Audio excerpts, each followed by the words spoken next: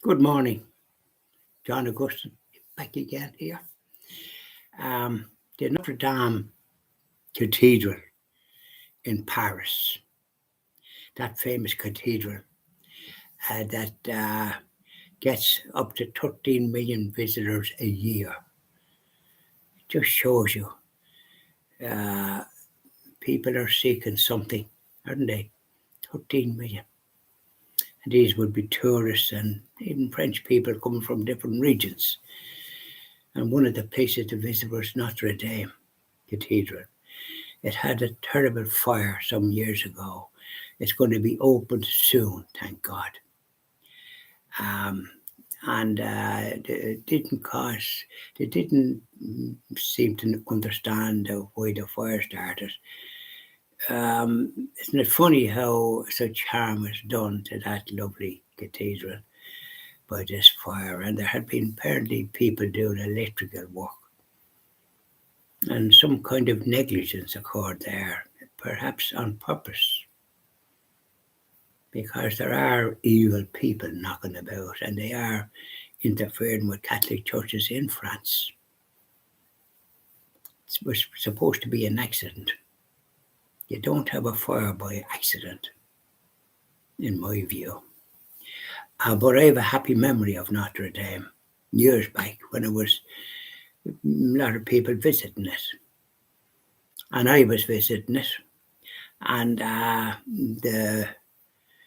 won't call him the doorman, the man checking people going in to make sure that they were all right. And as I was going in, I said to him, "What time is Mass on here in the cathedral?"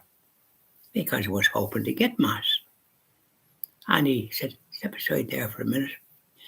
And then when he had a chance, he gave me an invitation to go to Mass the following morning at 10 o'clock.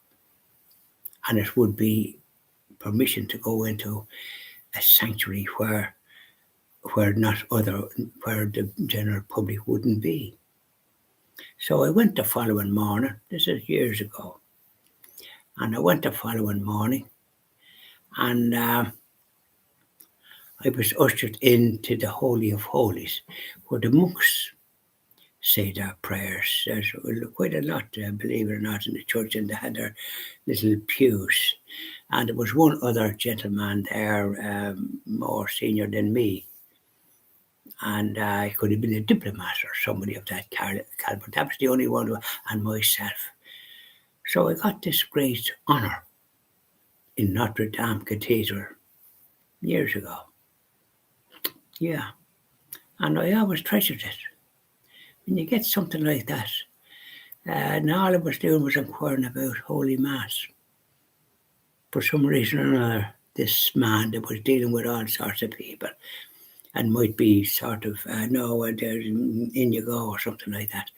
No, he took me aside and then gave me an invitation, which I went and was ushered into this Holy of Holies and got Holy Mass and Holy Communion on the tongue, of course, kneeling. None of this modern stuff.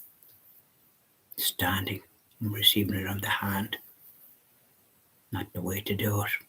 Altar rails should be put back in the churches as they were, should have never been taken out on the altar of these shepherds.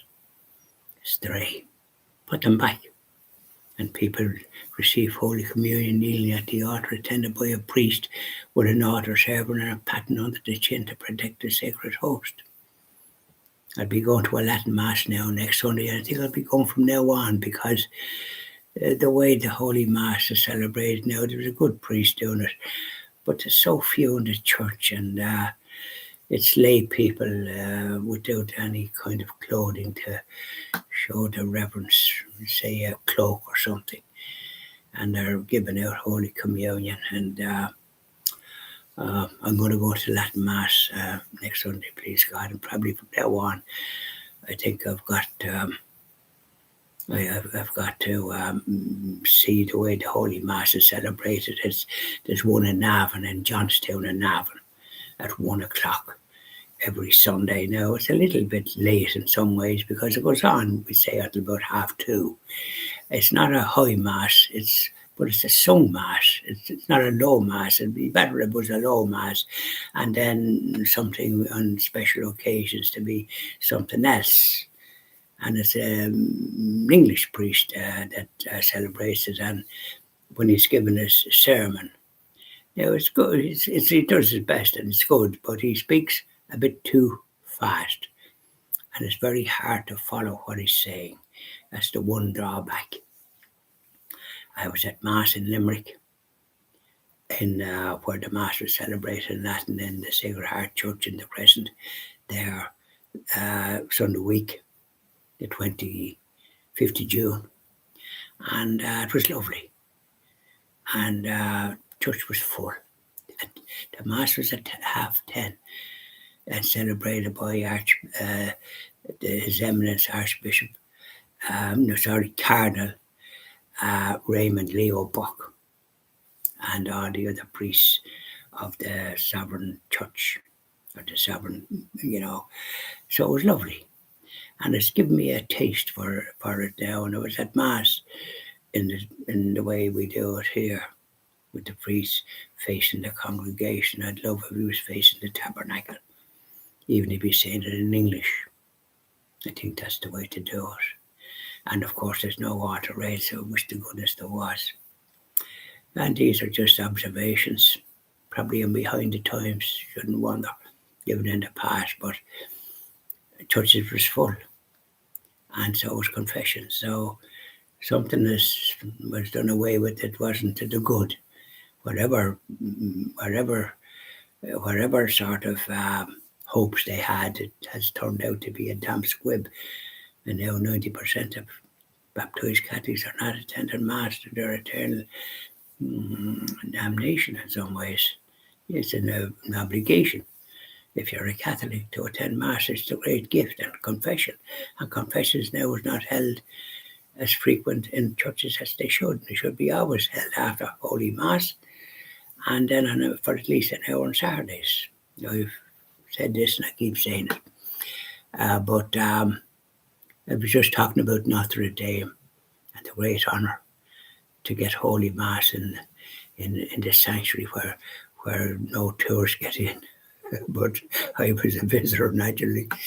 But he must have saw something, the doorman. I must have stood out in some way as being a person that liked to go to Holy Mass. And by goodness, I got it in Notre Dame. It's a great memory.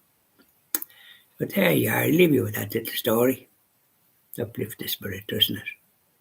When we get something like that. A great honour. Thank you. God bless. Bye.